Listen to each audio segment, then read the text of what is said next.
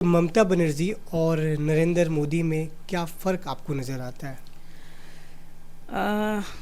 फ़र्क तो मेरे ख़्याल से कुछ भी नहीं है। वो भी अपने फ़ायदे के लिए काम कर रहे हैं और ममता दीदी भी अपने फ़ायदे के लिए काम कर रही हैं। जैसा मैंने आपको बताया कि इलेक्टोरल बॉन्ड में वो सारे बीजेपी भी शामिल हैं और ममता दीदी भी शामिल हैं। तो आप देखिए कहाँ फ़र्क है। मैं अपनी ख़ास कर बात कर रही हूँ, तो मैंने यही देखा है कि लोगों का गुस्सा कहीं ना कहीं ममता दीदी की तरफ भी है कि इलेक्टोरल बॉन्ड का भी एक मुद्दा है। उससे पहले शारदा घोटाला, ये सारी चीज़ें जो हैं वो आवाम देख रही है और कुछ भी जो बेनिफिट है जो आवाम को मिलना चाहिए वो नहीं मिल रहा है। इसकी वजह से कहीं ना कहीं आक्रोश, गुस्सा जो है वो आवाम में हमें देखने को मिल रहा है। तो पहले जनता ने जो शारदा घोटाला है उसको नज़रअंदाज किया कि शायद ये कुछ धोखा होगा या इल्ज़ाम होगा, ये समझ करके उसको नज़रअंदाज किया। लेकिन अभी धीरे धीरे सारे घोटाले जो हैं वो सामने आ जा रहे हैं और इलेक्टोरल बॉन्ड जो है ये देश का ही नहीं बल्कि पूरी दुनिया का सबसे बड़ा अब तक का घोटाला है। तो इसमें जो भी पार्टियां हैं, तृणमूल कांग्रेस भी है इसमें दूसरे नंबर पर है। जी जी बिल्कुल है। बहुत सारे यूथ जो हैं वो उनको पकोड़े बेचने की जो केंद्र सरकार है वो कह रही है कि आप पकोड़े बेचो, तो क्या मोदी जी उसके लिए चाय बेचेंगे? अगर आवाम पकोड़े बेचेगी तो मोदी जी को आकर के चाय बेचना चाहिए। तो ये कहीं ना कहीं बात जो है वो अपनी नाकामी को छुपाने की बातें हैं। आप रोज़गार दीजिए, आप जो ये चंद स्कीम निकाल करके थोड़े फ़ायदे, ये भी फ़ायदे कुछ शुरुआत में ही मिलते हैं, बाकी बाद में ये ख़त्म हो जाए। मैं हूं मोहम्मद तनवीर, आप देख रहे हैं द इको लाइव। हमारे साथ बातचीत करने के लिए साउथ कोलकाता से एसडीपीआई कैंडिडेट यानी social democratic party of India के उम्मीदवार यास्मीन इस्लाम साहिबा जी हैं। यास्मीन इस्लाम साहिबा 2015 के कॉरपोरेशन चुनाव में भी लड़ चुकी हैं और कई उनको वोट्स मिले थे। अब पार्टी ने इन पर भरोसा करते हुए साउथ कोलकाता लोकसभा से टिकट दिया है। इनके अलावा पश्चिम बंगाल में 6 उम्मीदवार हैं जो एसडीपीआई के टिकट पर इस बार चुनाव लड़ रहे हैं। अगर देश भर की बात की जाए तो 60 सीटों पर एसडीपीआई ने अपने उम्मीदवारों का नाम ऐलान किया है और तमाम उम्मीदवार अपने अपने तरीके से इंतखाबी मुहिम में हिस्सा ले रहे हैं, आवाम के बीच पहुंच रहे हैं। हमारे साथ बातचीत करने के लिए यास्मीन इस्लाम साहिबा, बहुत बहुत शुक्रिया हमारे चैनल द इको लाइव के लिए। जी शुक्रिया। मैडम, आपसे ये जानना चाहेंगे कि साउथ कोलकाता लोकसभा में 7 विधानसभा आते हैं और इन विधानसभा में मुस्लिम बहुबल ही इलाका है और मुसलमानों का वोट परसेंटेज काफ़ी ज़्यादा है।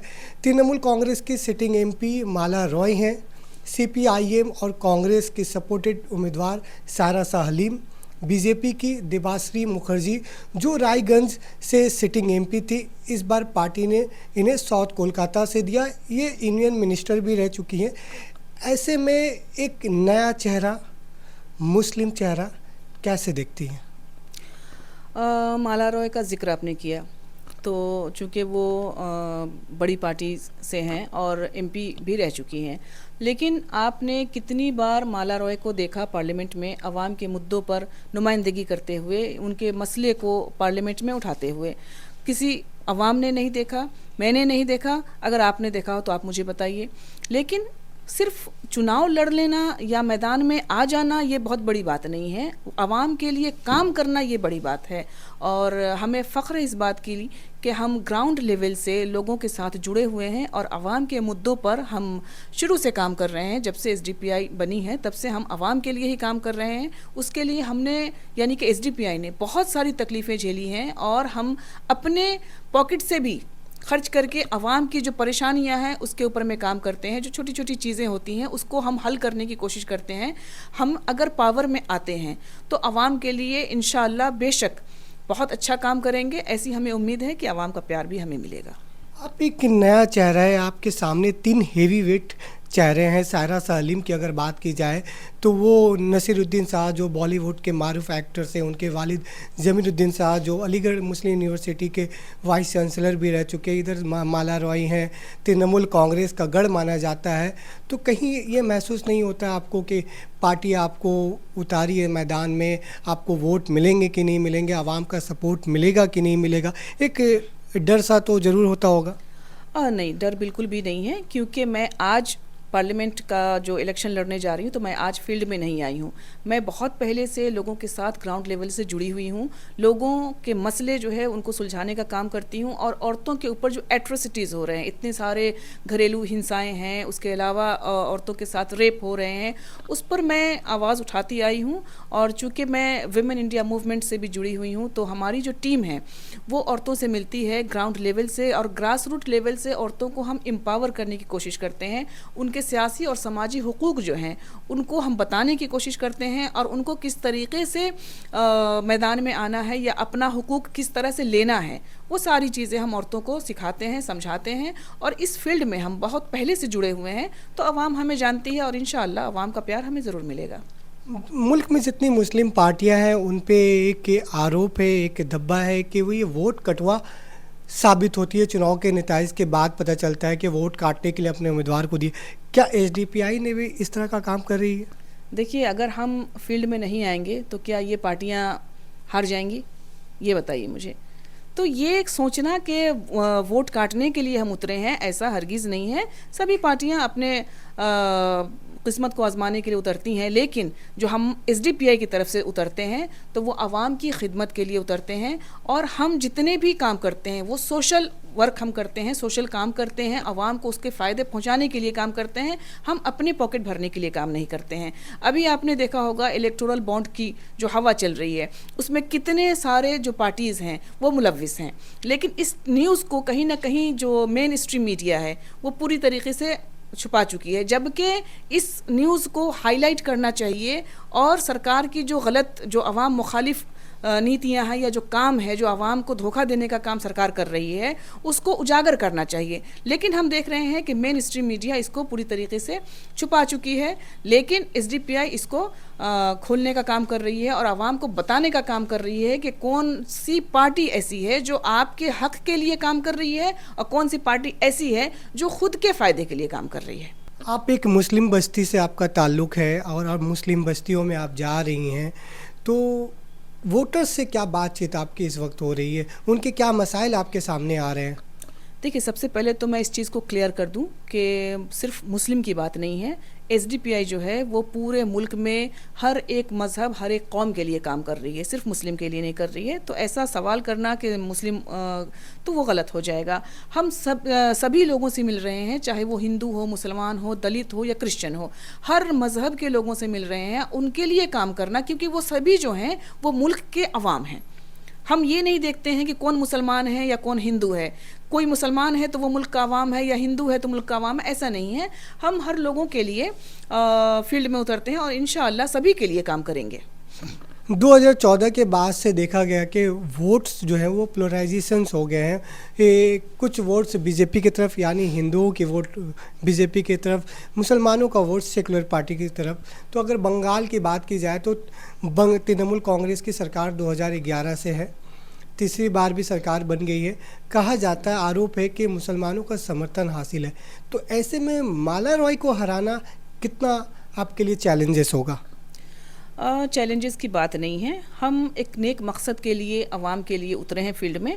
जैसा मैंने बताया कि इलेक्टोरल बॉन्ड से हमारा दूर दूर तक कोई ताल्लुक़ नहीं है, हम आवाम की खिदमत के लिए आए हैं। और आप देख लीजिए कि हमारा जो बैनर है, हमारे पार्टी का जो बैनर है, उसमें साफ साफ आपको लिखा हुआ मिलेगा, भूख से आज़ादी और खौफ से आज़ादी। तो जो आवाम के लिए जो पार्टीज़ आती हैं और जो उनका जो फ़ंड आवाम के लिए आता है पार्टीज़ को, उसके लिए वो काम नहीं करके वो फ़ंड अपने रख लेती हैं, लेकिन आवाम तक उसका फ़ायदा पहुंच नहीं पाता है। तो इंशाअल्लाह एसडीपीआई इसी मकसद के लिए आ रही है कि आवाम तक उसका जो फ़ंड आ रहा है उसको हर सेक्शन में हम उसको उसका फ़ायदा पहुंचाएं। ममता बनर्जी को किस नज़रिए से देखती हैं? ममता बनर्जी भी सेक्युलरिज्म की बात करती हैं, लेकिन उनकी जो नीतियां हैं वो भी आवाम समझ चुकी है। और कहीं ना कहीं आवाम जो है वो पूरी तरीके से हमारी ममता दीदी जो हैं उससे भी बेजार हो चुकी हैं। और सेक्युलरिज्म की हिफाजत के लिए हम फील्ड वर्क कर रहे हैं और इसको बरकरार रखना हमारा मेन मोटिव है, मकसद है और इसके लिए एसडीपीआई काम कर रही है और दूसरी पार्टी से हमारा कोई मुकाबला नहीं है, क्योंकि हम जो हैं वो फील्ड वर्क कर रहे हैं। हम आम इंसान हैं और आम इंसानों के लिए काम कर रहे हैं। हमारा कोई बहुत बड़ी पार्टी नहीं है या कोई बहुत बड़े घपले में हमारा नाम शामिल नहीं है। तो हम आम लोगों के दुख दर्द और तकलीफ़ों को समझते हैं, उसके लिए हम काम कर रहे हैं। और ख़ास तौर पे मुल्क में एक खुशहाली तभी आ सकती है जब औरतों और बच्चों के मुद्दे पे काम किया जाए, क्योंकि अभी जो सरकार है वो बेटी बचाओ बेटी पढ़ाओ का नारा तो लगाती हैं, लेकिन बेटियों को उसका कोई फ़ायदा नहीं पहुंचा है। आपने देखा मणिपुर में जो हमारे बेटियों के साथ हुआ, उस पर सरकार की चुप्पी रही। उसके अलावा जो महिला खिलाड़ी हैं उन्होंने बार बार ये आरोप लगाया कि उनके साथ यौन शोषण हो रहा है और यौन शोषण करने वाला बृजभूषण जो कि बीजेपी का ही एक लीडर है। तो ये एक बाकी जुमलों की तरह से भी एक जुमला साबित हुआ बेटी बचाओ बेटी पढ़ाओ, क्योंकि अगर सरकार इसके लिए वाकई में संजीदा होती तो इसके ऊपर में काम भी करती, लेकिन बेटियों के आवाज़ को पूरी तरीके से खारिज कर दिया गया, अनसुना कर दिया गया। आप देखिए कितनी परेशान है हमारे मुल्क की जो बेटियां हैं, वो बहुत परेशान हैं। हमारे मुल्क के किसान परेशान हैं कि ये जो किसान मुखालिफ ये है लॉज हैं वो हैं या CAA लॉज हैं, ये पूरी तरीके से संविधान के ख़िलाफ़ है और इसको एक तरीके से एक तानाशाही की तरह से इसको आवाम पे थोप दिया जा रहा है। तो हम SDPI इसकी पूरी तरीके से आलोचना करते हैं, इसको कंडेम करते हैं और इंशाअल्लाह मुल्क में एक बेहतर वक्त ज़रूर आएगा, बस आवाम को जागरूक होने की ज़रूरत है। ममता बनर्जी और नरेंद्र मोदी में क्या फ़र्क आपको नज़र आता है? फ़र्क तो मेरे ख़्याल से कुछ भी नहीं है। वो भी अपने फ़ायदे के लिए काम कर रहे हैं और ममता दीदी भी अपने फ़ायदे के लिए काम कर रही हैं। जैसा मैंने आपको बताया कि इलेक्टोरल बॉन्ड में वो सारे बीजेपी भी शामिल हैं और ममता दीदी भी शामिल हैं। तो आप देखिए कहाँ फ़र्क है। मतलब आप कह रहे हैं कि इलेक्टोरल बॉन्ड में पहले नंबर पर भारतीय जनता पार्टी है, दूसरे नंबर पर तृणमूल कांग्रेस है, जो चंदा दोनों पार्टी आवाम से ले रही है, लेकिन आवाम के लिए वो काम नहीं कर रही, ये आपका आरोप है। तो क्या इसका असर लोकसभा चुनाव में पड़ेगा? देखिए, जब मैं लोगों से मिल रही हूँ तो मुझे इसके बारे में पता चल रहा है कि आवाम बहुत ज़्यादा जो है वो दुखी है। ख़ासकर हमारे मुल्क में जो अभी ममता दीदी हैं, साउथ कोलकाता में मैं अगर बात करूं तो जो कैंडिडेट्स जो ये हैं उतर रहे हैं फील्ड वर्क करने के लिए और आवाम से मिल रहे हैं, मैं अपनी खासकर बात कर रही हूं, तो मैंने यही देखा है कि लोगों का गुस्सा कहीं ना कहीं ममता दीदी की तरफ भी है कि इलेक्टोरल बॉन्ड का भी एक मुद्दा है, उससे पहले शारदा घोटाला, ये सारी चीज़ें जो हैं वो आवाम देख रही है और कुछ भी जो बेनिफिट है जो आवाम को मिलना चाहिए वो नहीं मिल रहा है। इसकी वजह से कहीं ना कहीं आक्रोश, गुस्सा जो है वो आवाम में हमें देखने को मिल रहा है। बहुत सारे यूथ जो हैं वो उनको पकौड़े बेचने की जो केंद्र सरकार है वो कह रही है कि आप पकौड़े बेचो, तो क्या मोदी जी उसके लिए चाय बेचेंगे? अगर आवाम पकौड़े बेचेगी तो मोदी जी को आकर के चाय बेचना चाहिए। तो ये कहीं ना कहीं बात जो है वो अपनी नाकामी को छुपाने की बातें हैं। आप रोज़गार दीजिए, आप जो ये चंद स्कीम निकाल करके थोड़े फ़ायदे, ये भी फ़ायदे कुछ शुरुआत में ही मिलते हैं, बाकी बाद में ये ख़त्म हो जाते हैं। तो अगर आपको आवाम को कुछ फ़ायदा पहुंचाना है तो आप रोज़गार दीजिए। हमारे मुल्क की जो युवा है वो अगर उनके पास एम्प्लॉयमेंट होगी तो वो एक अच्छी बेहतर ज़िंदगी जी सकते हैं ना। आप अपाहिज क्यों बनाना चाह रहे हैं? तो पहले जनता ने जो शारदा घोटाला है उसको नज़रअंदाज किया कि शायद ये कुछ धोखा होगा या इल्ज़ाम होगा, ये समझ करके उसको नज़रअंदाज किया।